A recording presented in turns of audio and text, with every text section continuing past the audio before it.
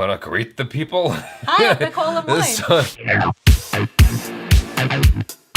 We're going to look at another Stephen Fry video from Oxford Union. This is called The Price of Pleasure.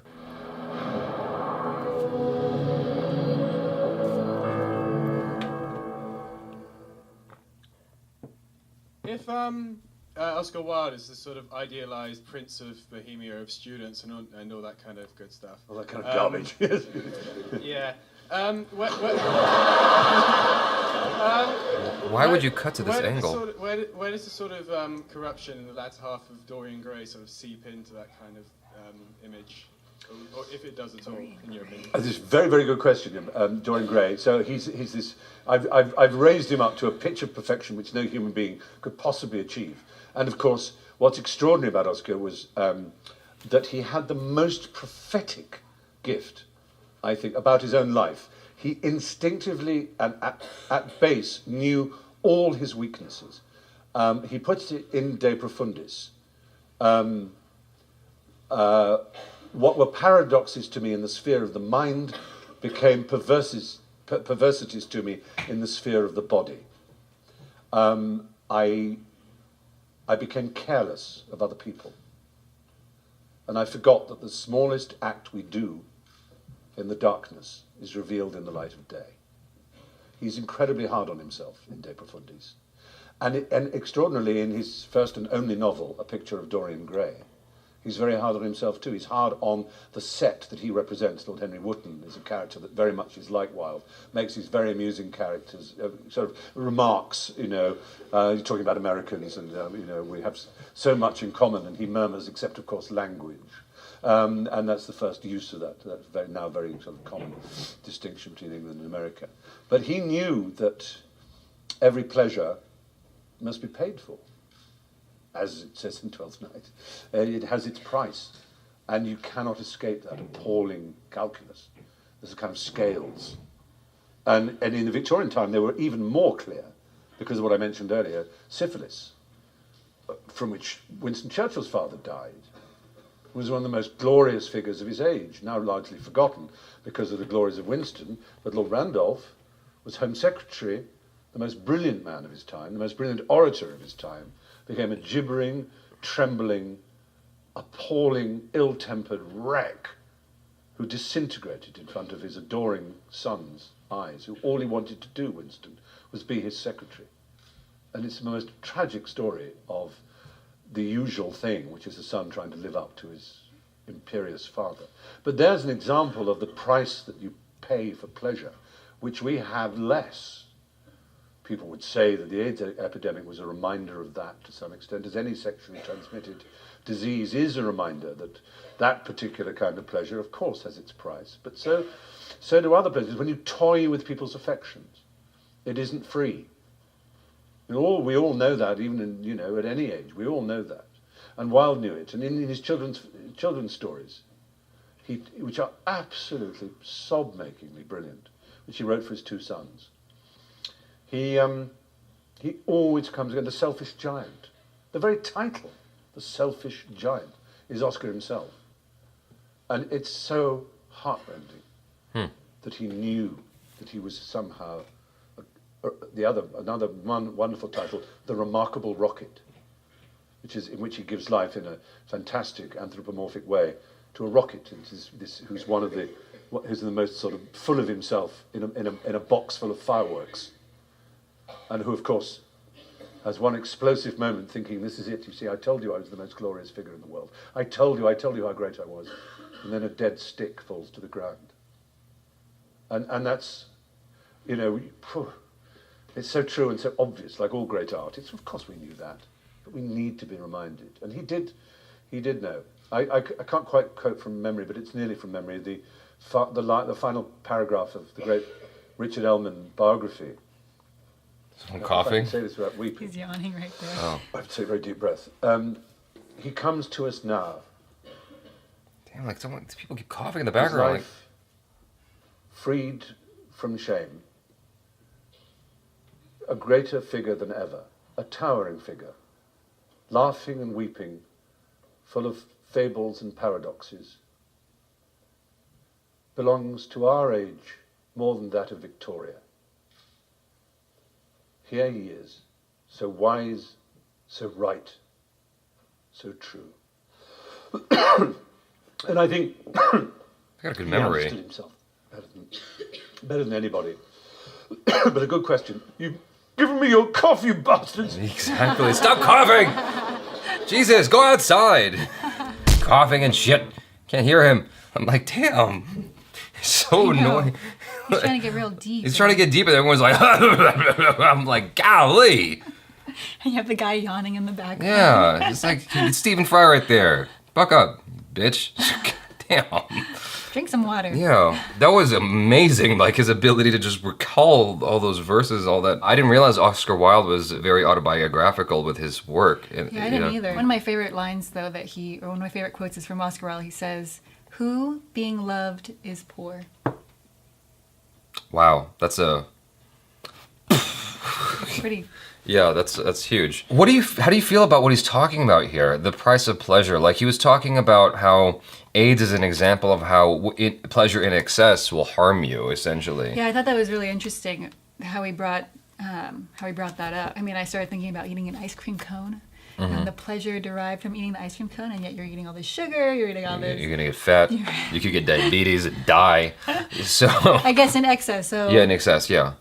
Well, that's actually an interesting topic, AIDS being a thing, because, I mean, well, first and foremost, let's like disabuse one notion. AIDS you can get by having sex with one person who's got AIDS. Like that can happen if you're not safe. But you can get it from other ways too, not just sex. Sure, you can get it from your parents if you were like born from from a needle. Sure, like there's many ways you can get it, but essentially what it comes down to is not being safe. If you didn't inherit it from your parents, it's just a matter of not being safe. One thing that sticks out to me is the possibility of catching any kind of disease comes from being overly promiscuous. Way too sexually free can lead to catching something. And so that to me is like nature's way of saying, you know, you need to control how much you do this. You can't just aim for pleasure all the time, right? Right, you can't lead a life of pleasure. Like every second. Is that, Yeah. I guess it's not possible. No. But I mean that's just with regards to sex. The thing is like if you spend all your time having fun, you're not gonna have time to work and earn and survive. Right?